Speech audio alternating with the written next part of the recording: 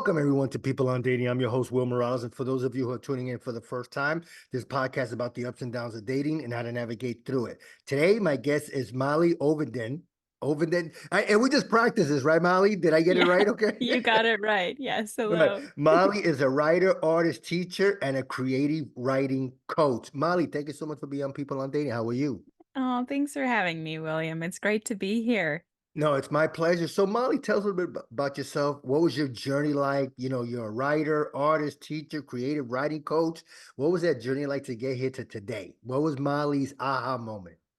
Yeah, so it really started, and it's related to dating actually. It Okay. really started, I met this cute English boy. So I'm from Minnesota in the States, and during college, university, when I was a student, I was volunteering, and where I was volunteering was this boy from England who was an intern.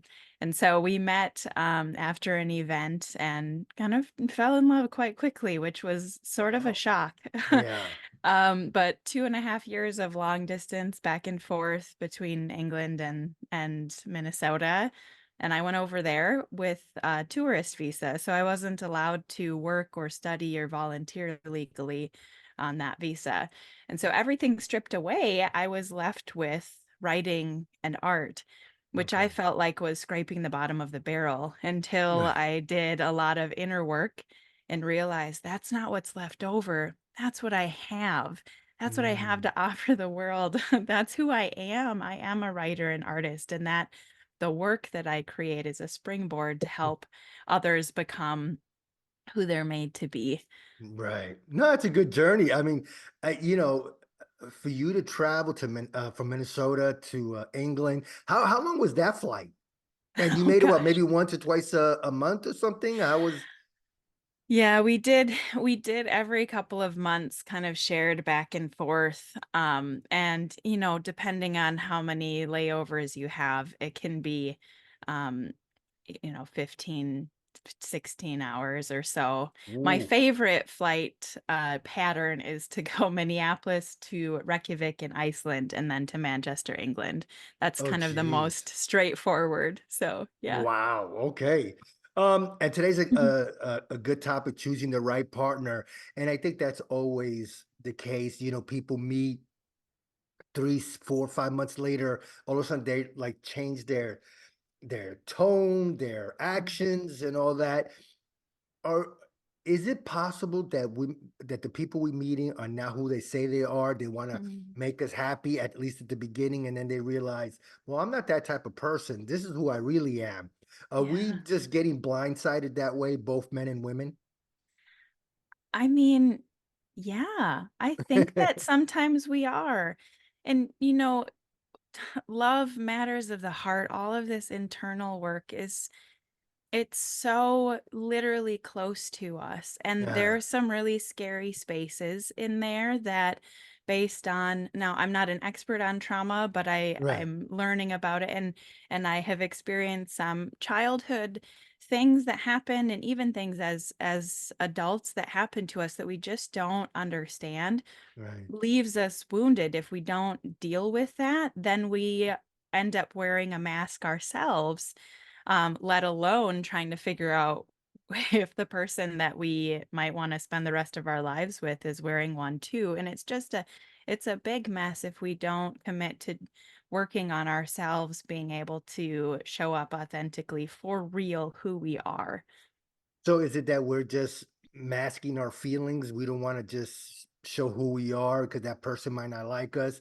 Because I've heard too, excuse me, through other podcasts and reading, that if a woman says, "Oh, I like a man that does A, B, C, and D," then that man that's talking to her wants to start doing A, B, C, and D. But then all of a sudden, like 3, 4 months later, um, that person's Yeah. not there anymore. It's so tempting to please people because we want to be validated for who we are. We want to be loved. We want to give love. And I believe that we're made to be creative. So creating relationship is something, creating family is something, whether that's a biological family or chosen family with friends that you kind of adopt into yours or you get adopted by them, but also we're made for relationship. And so there's an innate longing in us for connection. And Yeah. I think that if we do that in a way that is, I need to get my needs met, and I'm Hmm. going to suck the life out of you for me, even if it's not like a malicious intent, it is a real longing that humans have, and based on like first formations that we have from our childhood and family of origin, we we have different experiences, we've made different meanings, we've learned different ways of showing up according to the culture of our family and Yeah. according to how we've responded to it. I think all of those things contribute to how we show up when we're trying to find a partner. Wow. I think one of the thing, and again, today's topic is choosing the right partner. And I think Molly, one of the things, like for me at the beginning, I definitely wanted to be a people pleaser, and I found that it was, uh, back in the '80s and '90s, being considered a nice guy was a badge of honor. Now it's just like a four-letter word.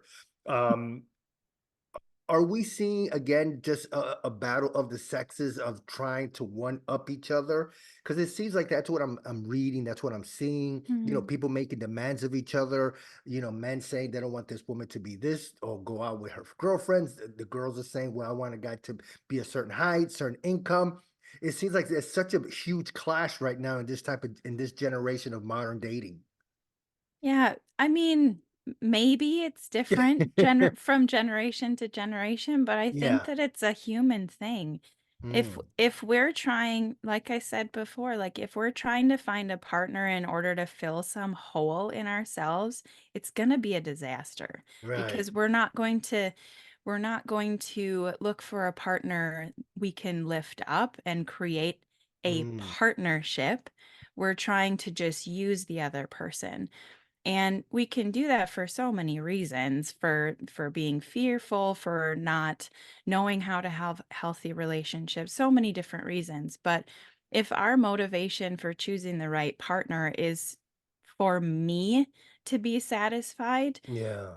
it's not going to work. And so whether a man is showing up a certain way and saying, I don't want you going out with your girlfriends, or a woman is saying you spend too much time playing video games, whatever it Yeah. is, if it's because I'm the Yeah. focus Yes, of the yes, yes. partnership, it's not a real partnership then. Right. Wow. And I have encountered that before where it was only, me, me, me, me, and all that.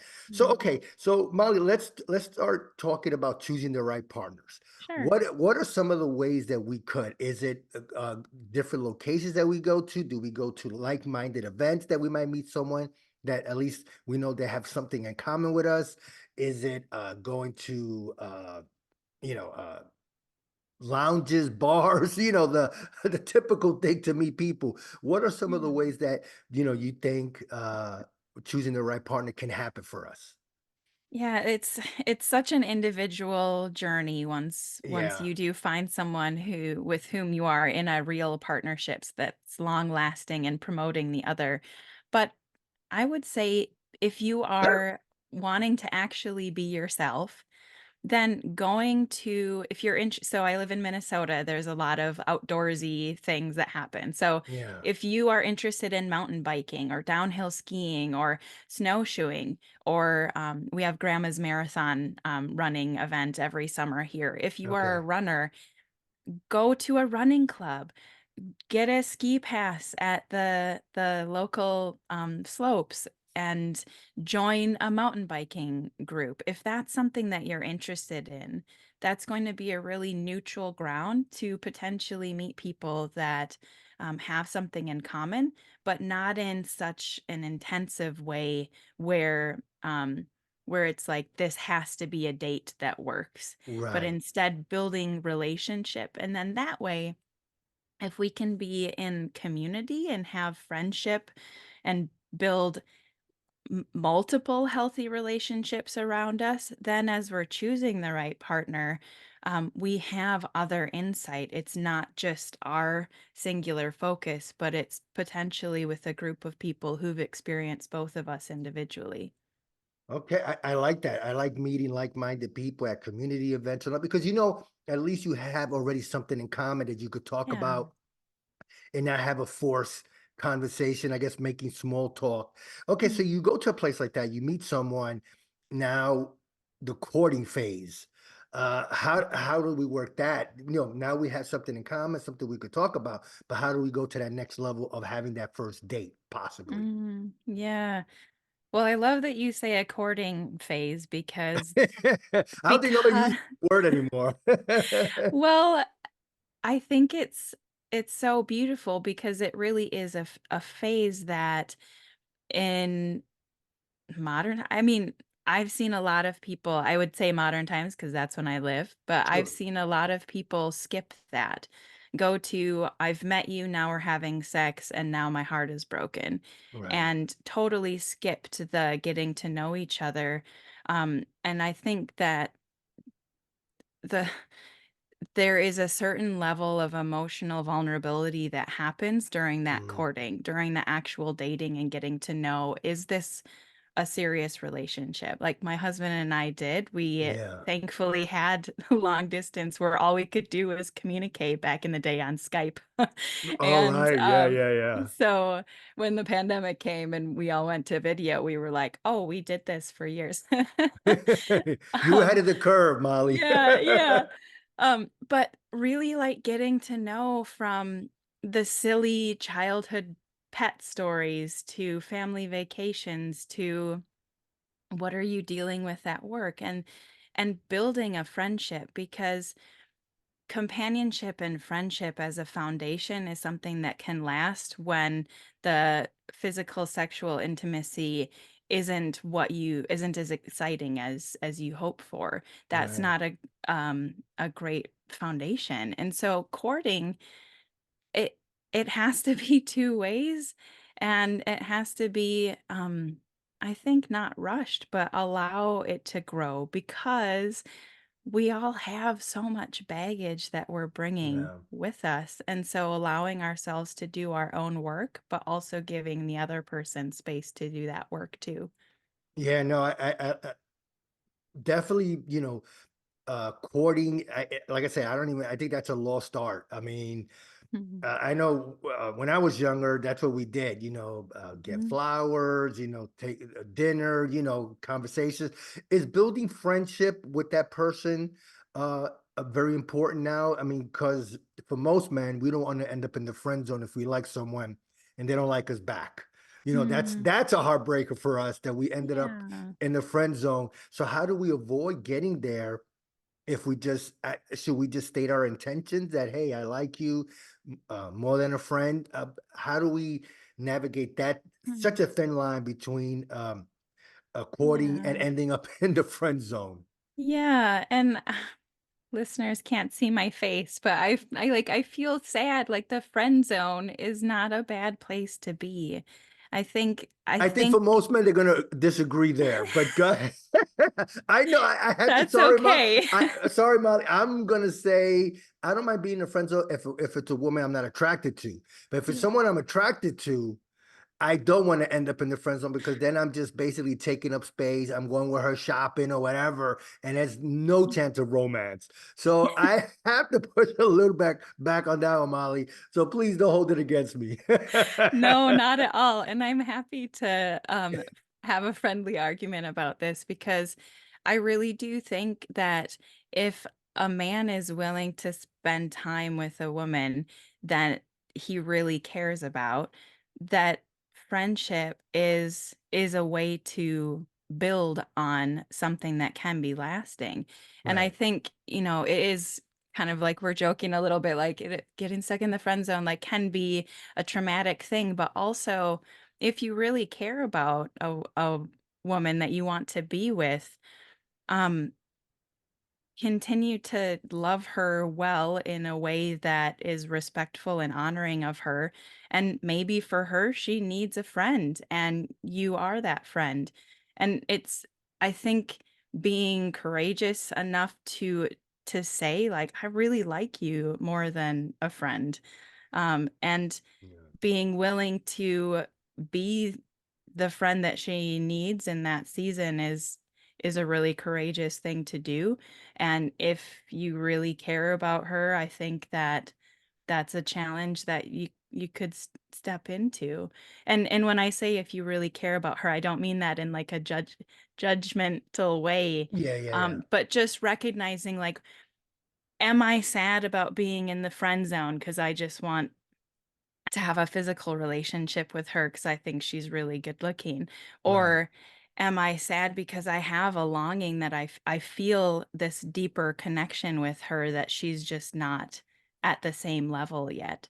And there I are think so it's usually many. the Yeah. latter, usually, where you have a deep feeling and all that, you want Yeah. more.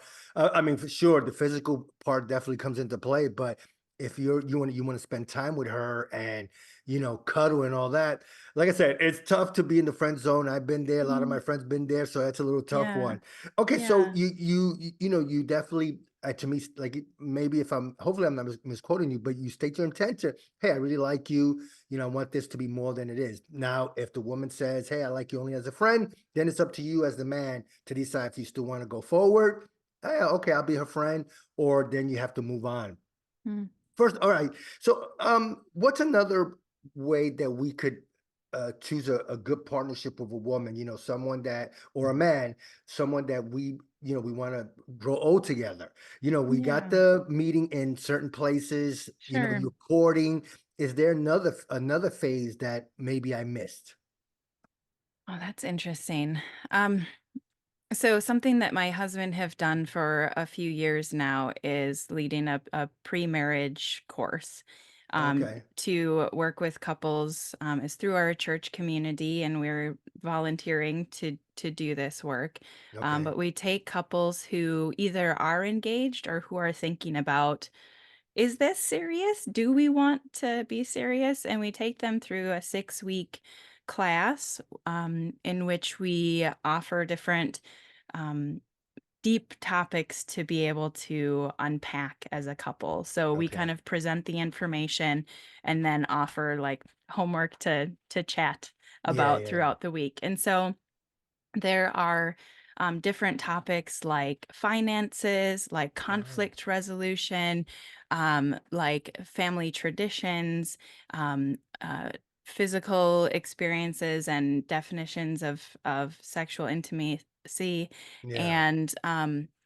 and really, like, what do we want in a family? Lots of those different Mm, types of topics, and communication, and how our families did it, how the culture of our families, if you're from a different ethnic or country's culture, like, how do sure. you unpack that, not just your family?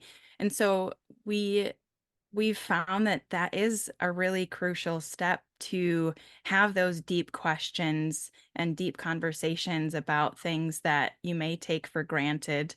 Um, but then once you are in a committed relationship or you choose to get married, it's it's a lot harder and a lot more painful once you've made that commitment, Yeah. um, to find out this information that just can be really heartbreaking when you get that far. Yeah.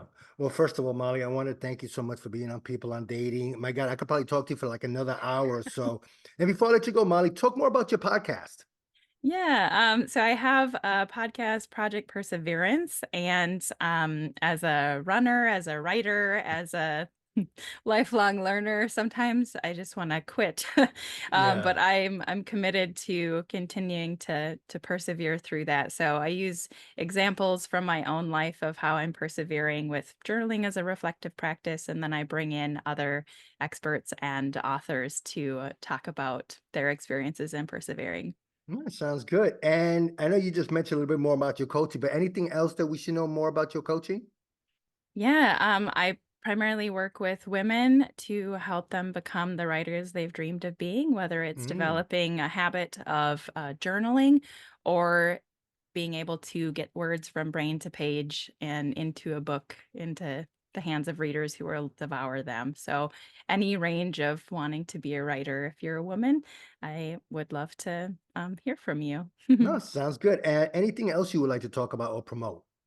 Well, I'm wearing my poetry T-shirt. You can't see Oh, it here. nice. Yeah, I can see Um, it. Nice. and Okay. so, yeah, it's just something that has been really sweet being able to write poetry for couples Yeah. over the years and just celebrate longevity of relationship or new love and exploring that phase.